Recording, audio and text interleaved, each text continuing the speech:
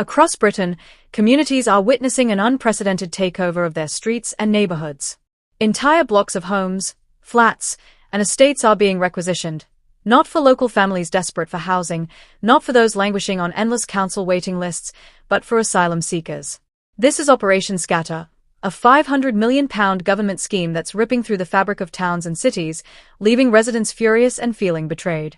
The Home Office claims it's a sustainable solution to the migrant crisis, but on the ground, it's fueling resentment, division, and a sense of abandonment. This is the raw, unfiltered truth about what's happening, and it's time to expose the chaos. The government's pitch is slick. Operation Scatter will shut down the UK's 210 migrant hotels, moving asylum seekers into dispersal accommodation to ease pressure on the housing market. They insist the impact on communities has been meticulously considered, promising a legacy of housing stock that will benefit locals in the long run. But this is a fantasy that collapses under scrutiny. Local leaders, particularly 12 Reform UK councillors, are sounding the alarm, accusing the Home Office of sowing division in some of Britain's most deprived areas. In a blistering joint letter to the Home Secretary, they highlighted regions like Kent, Thanet, Canterbury, Dover, and Folkestone as ground zero for this upheaval. Their message is clear: entire streets and blocks of flats are being snapped up for asylum seekers, leaving local residents locked out. These councillors aren't mincing words. They claim the Home Office and its contractors are targeting the cheapest, often substandard properties in struggling neighbourhoods. Landlords and developers, sensing a payday, are bypassing local councils and striking deals directly with the government, marketing homes exclusively for migrants. This isn't just about housing, it's about a system that's inflaming tensions and driving a wedge between communities. In places like Bolton, the situation is a powder keg. The number of houses of multiple occupancy, HMOs, has skyrocketed from 170 to 720 in just a few years. While not all HMOs house asylum seekers, the scale of this transformation is impossible to ignore.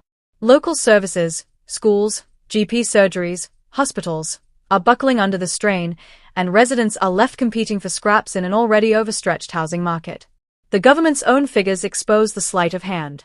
They boast that the number of migrants in hotels dropped from 46,000 in 2022 to 38,000 by the end of 2023.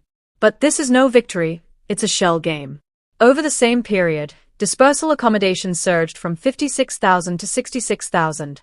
Reform MP Sarah Poshan, whose constituency neighbours Bolton, calls this utterly disingenuous.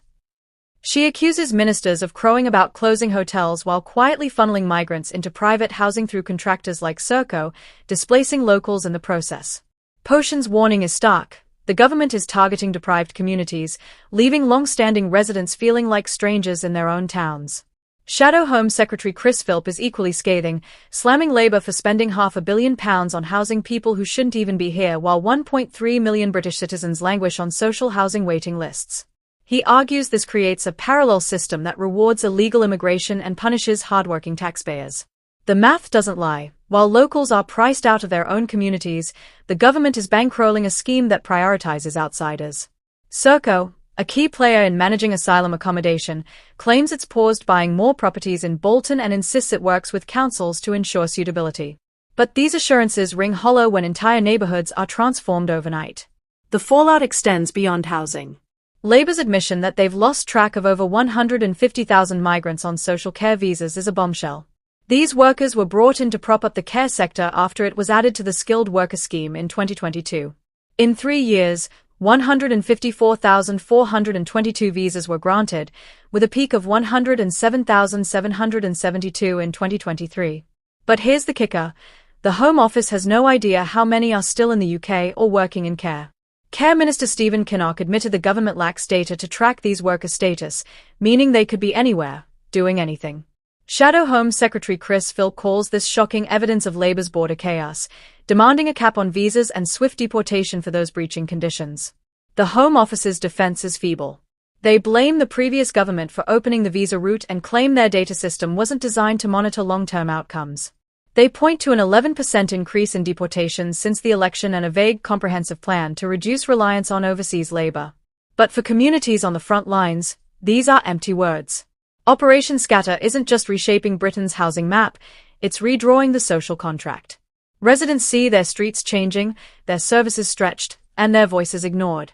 The government's promises of a lasting legacy feel like a cruel joke when locals are left paying the price.